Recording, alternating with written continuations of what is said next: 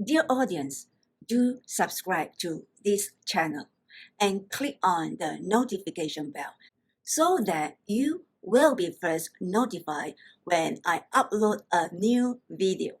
This channel is to help you seek clarity by breaking away from any subjectivity. Seeing things clearly and objectively will make you a calm and peaceful person. I am a certified professional coach and a certified HRTF trainer. I am promoting reflection process with logical thinking to gain clarity and to demonstrate how to do reflection process objectively with logical thinking. I will continuously to demonstrate reflection process with logical thinking through different topics.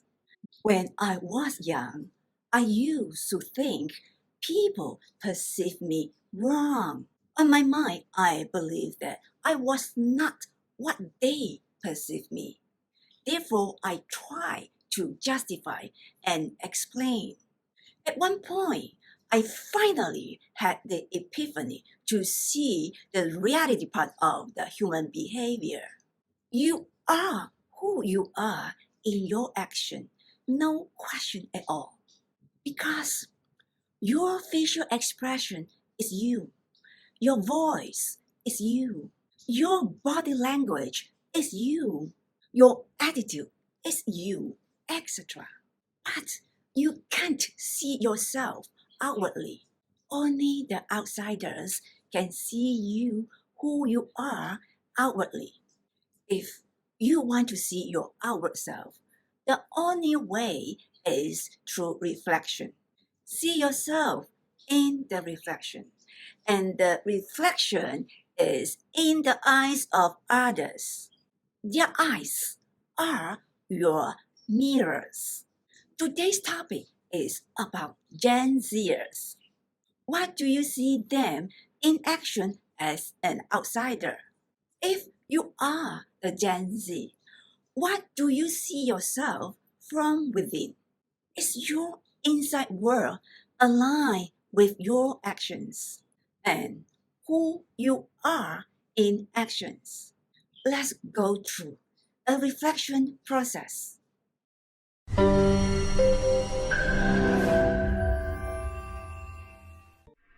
Yes, today we are going to talk about how to interact with the Gen Zers. Part 2, the actions. The basis of my facts is the consistency that I have seen and observed over a long period of time. Then I relate this consistency to logical thinking. When necessary, I will include the informations from my research or from the credible source, only when it is needed. Let's refresh. Category 1 is the Gen Z who are easily influenced by emotion. Their logical thinking will kick in the aftermath. Category 2 is the Gen Z who are more balanced in terms of emotion and logical thinking, but it does not mean they are okay. Category 3 is the Gen Z who are more towards logical thinking as compared to emotion. When they are facing difficult situation, they can still think logically. Now, the questions are, number 1, what does it mean? What is the passiveness we are referring to? Number 2, why? Why would they be passive? Number 3, how? How does it affect their jobs? Let's go through this one by one with logical thinking. Number 1, what does it mean? What is the passiveness we are referring to? It means generally they are not proactive in thinking and in actions. In fact, this is very common. Most people are not the proactive thinkers. But in the case of Gen Z, some of them could be quite extreme. For example, if you are the boss, you give the Gen Z subordinate some documents or papers. If you don't tell them upfront, if you don't provide instruction upfront, nothing will happen. You may think they know what to do, and you may think they will read through it, go through it, and then understand what they need to do. Wrong expectation. In reality, they will not read it or they will not do anything about it if you did not mention specifically. Therefore, they will not do what you expect them to do. They will look at you blank and don't understand why you would expect them to do something without telling them. Their minds are passive. They could have asked you, what do you expect me to do? What do you want me to do? They are passive in action. They will not physically spend time on these documents or papers if you did not tell them what they need to do specifically. Do you see the point? Do you have this experience with the Gen Zers? Question number 2. Why? Why would they be so passive? Because they grew up in a passive environment. Most of the time, they were sedentary. They literally glued to computer, phone, games, or other electronic devices. In addition, they will spend all the time on things they are interested when they are allowed. Besides, in the school, the teachers will tell them exactly what they needed to do. No question. In most situations, they don't need to think much. They don't need to think the next step. For the families who are more democratic, they will allow their kids to make their own decisions. And what does it mean? It means they can focus on their interests. They have no pressure. They just focus on what they are interested. They don't have to think much. Do you see the point? Do you understand the passive environment they grew up with? Question number 3. How does it affect their jobs? The environment at home is certainly different than the environment in the workplace. Passiveness is the wait attitude or the sense of not thinking proactively.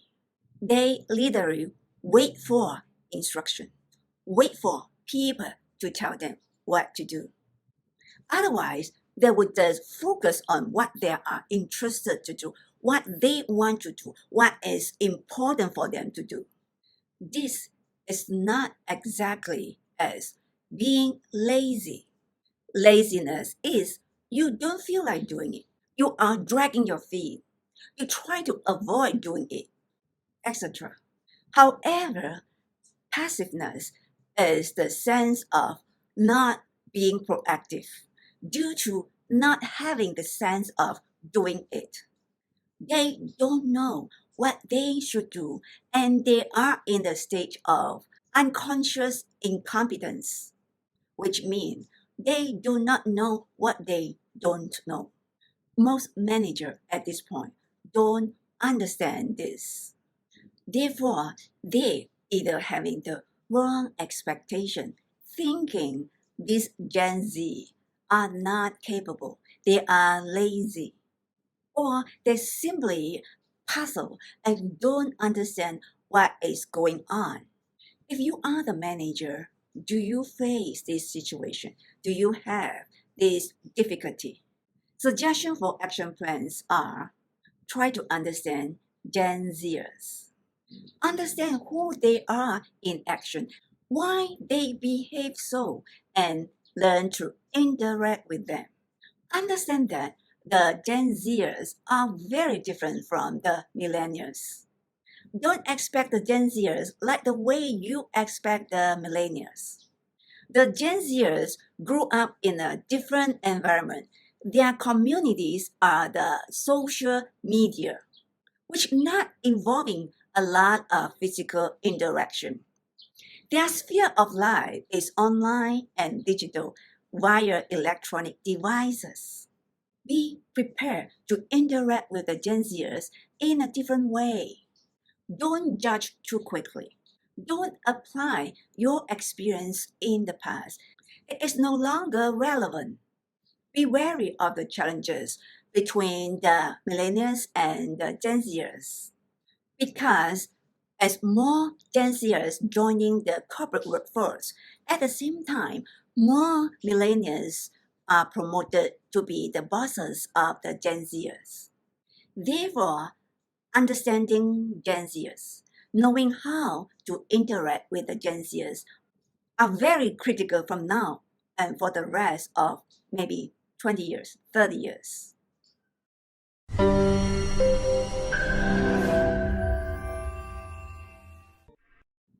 In conclusion, generally, the millennials are more emotion or feeling driven, but they are very tenacious when they are being challenged, although they might work on the wrong things.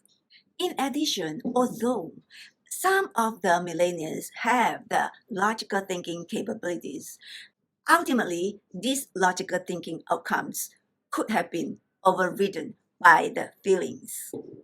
In contrary, most of the Gen Zers have the emotion and logical thinking mechanism in them. The difference is ultimately the logical thinking will override the emotion or the feelings. Because the Gen Zers will always come back to the logical thinking. It is easier to talk to the Gen Zers on the basis of logical thinking. Logical thinking is their savior. Save them from emotion or unreasonable thinkings. To wrap up, most of the Gen Zers are passive in thinking and in action because they are the products of the passive environment they grew up with. Therefore, this is the biggest challenge at work. If you are the boss of the Gen Zers, be mindful of this passiveness and learn how to interact with them, guide them, help them, motivate them, drive them. I hope this video helps you. Dear audience, do subscribe to this channel and click on the notification bell so that you will be first notified when I upload a new video. This channel is to help you seek clarity by breaking away from any subjectivity. Seeing things clearly and objectively will make you a calm and peaceful person. I am a certified professional coach and a certified HRTF trainer.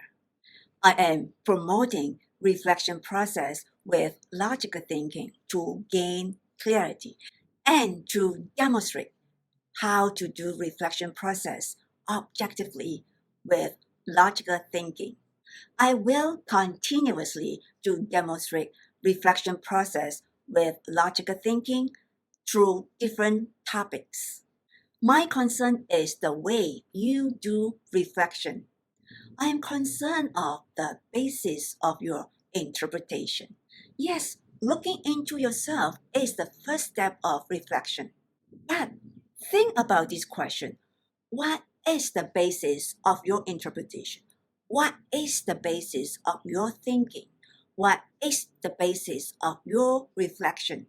Are you objective? Before you answer this, think about what is objective. Do you base on facts and information? Are your facts and information credible, reliable? How do you do logical thinking? Do you just think about what others say? Learn to do reflection process objectively by watching Reflection Time with Alicia Tay to gain clarity. Because wisdom comes from reflection. Logical thinking is the beginning of wisdom. Ultimately, clarity leads to wisdom. Be a wise person. Thanks for watching this video. I will see you in my next video.